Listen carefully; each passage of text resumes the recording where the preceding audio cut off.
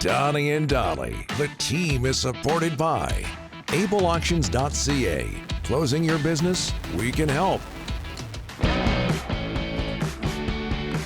All of today's guests, including Farhan, standing by, brought to you by the Vancouver Giants, celebrating their 20. Has it been 25 years? 25. Seems like yesterday. I remember game one. Out of the Coliseum. You did play-by-play. I that did first play-by-play game one, yep. Celebrating their 25th anniversary season this year. Fun begins with their home opener Saturday, September 20th, just around the corner, against the Penticton Vs expansion team. Expansion. 7 o'clock, Langley Events Center. Season tickets on sale now with custom payment plans available for all your ticketing options, including group tickets, flex packs, and more. Visit vancouvergiants.com/tickets. He's back from reporting on Thursday and Monday Night Football in Philadelphia and Chicago. From TSN, Farhan Lalji. Farhan, thanks for doing this, sir. How are you?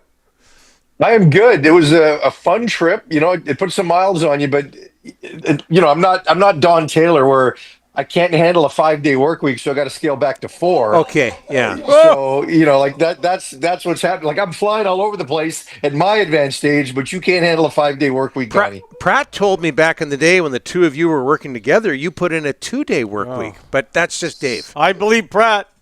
Yeah, I bet you do. Hey, the good old days, as it were. Oh, okay, that was fun. And I kid, of course, I know you work very, very hard. Me, not so much. Hey, you know what? You should have got me to fill in on Fridays. I would have done a way better job than Henderson. I would have been poking Dollywall like right next to him for 2 straight hours. How much fun would that be? That I could just get on Dolly's nerves for 2 hours in person. Thanks. No Farhan, thanks. we know how much you charge. It's just not going to happen. No thanks. There you go. It's not going to happen. Hey, Monday, just your thoughts on the performances turned in by Caleb Williams and J.J. McCarthy. Great start for Williams, great finish for McCarthy, 2 of the young quarterbacks of the National Football League.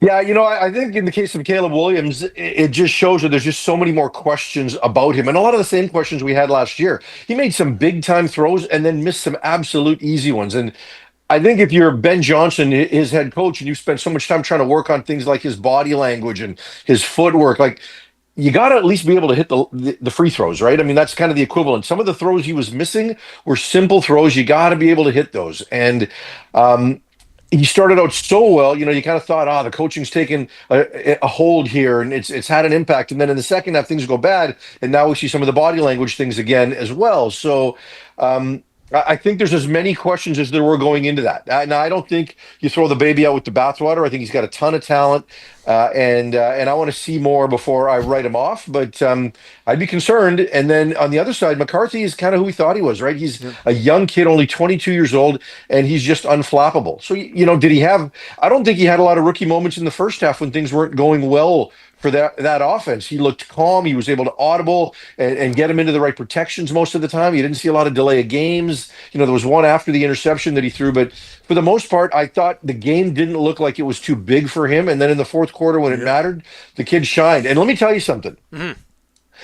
I am a massive Michigan hater.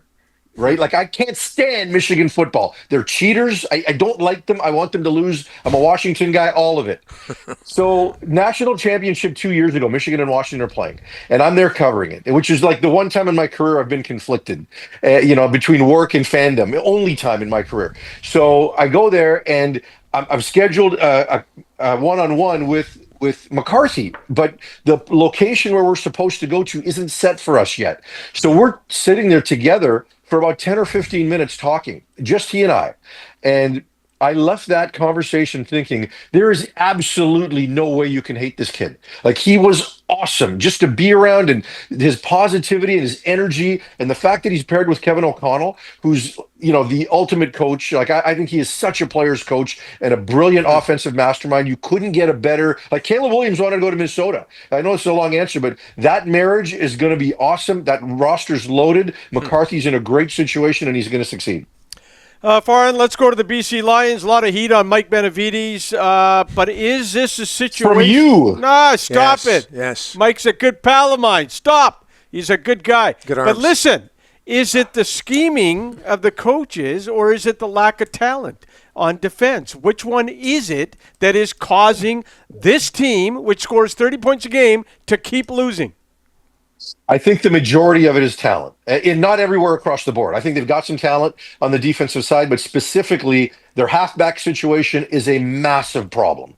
And so it's like, they're plugging holes with their thumb, and they're trying to rearrange the deck chairs on the Titanic back there. So this week, Robert Carter, 22-year-old who's had a really good rookie season, will move back from corner to halfback, which is probably decent, a decent option. Cam Stone, who spent most of his time on the practice roster, comes in a corner. But then you got Kent on the other side, who's kind of had some challenges. And if you put Deontay Williams there, he's a much better nickel than he is a halfback. So you're hurting yourself at two spots. So I think that's the biggest issue. The halfback spot has been a big problem for this team, and it gets exposed weekly. I think the pass rush, which looked so much better against Ottawa, had some challenges before that to be consistent. And here they are this week. They're going to wind up playing two players in a three-man rotation alongside Matthew Betts. And those players weren't even in the CFL 2 weeks ago. One of them's been off the bus for 2 days and he's going to play. The other one got off the bus the middle of last week. So it's a challenging situation for Mike. But have there been moments in games where the calls could have been a little better? Were there moments maybe prior to last week where maybe they were a little too complex for a young group? I do think that there's always a bit of both. But if I were handicapping it, I would probably say it's a 80% plus talent issue. You got the best quarterback in the CFL. You got a great running back. You got great receivers. They're putting up 30-plus points. I mean, if I was Nathan Rourke, I'd be pissed right now. He's doing his job. Yeah, and if you're Nathan, you should be. But at the same time, Nathan's also taking a level of accountability, right? I mean, he overthrows Jason McInnes in the end, or Justin McInnes in the end zone. He threw an interception in the red zone. So there were moments in that game that Nathan could have been better. But unfortunately for Nathan, you've got zero margin for error. You can't make those mistakes because another quarterback might be able to overcome those mistakes. Nathan just can't because the defense isn't good enough and it's not doing its part, right? And if it is doing its part for three quarters like it did against Ottawa last week, like it did at home against Hamilton a month ago, but then in the fourth quarter they don't, right? So it's tough because even when it looks good in critical moments, I think there's a lack of confidence there that shows, and it becomes hard to coordinate around that. Hey, let's get back to the NFL for a second, Farhan. We didn't talk about the Seahawks. I don't know how much you focused on this, but Sam Darnold's Seattle debut and the loss to San Francisco. Yeah, I thought Darnold did some good things, and basically right now he's being asked to be a game manager because when he was in Minnesota, he had Kevin O'Connell, like I mentioned, who's a savant, and he also had a loaded offensive cast around him. So you look at a Seattle team, and they've improved on the offensive line. They got a problem at receiver outside of Jackson Smith and Jigba. Yeah. They need some other pieces there. And then the running game, which looks so good in the preseason, and I know it's only preseason, the running game was concerning, right? I mean, they got to get that figured out because it's a team that was built on that, the ability to play action around that. And if you can't run the football effectively, it's going to expose the problems you have at receiver if it's got to be a pass-first group. So, defensively, I was disappointed with Rick Woolen at the corner in the critical times in the last couple of drives. Nicky Manwara, who got hurt early in this game, I thought was going to be an absolute monster as a rookie. I thought he was going to be a front runner for Defensive Rookie of the Year. So they lose those two pieces. I think their D is still going to be fine, but offensively, you better have more than Jackson Smith and Jigba going on, either a run game or some other options at receiver, or they might have some challenges.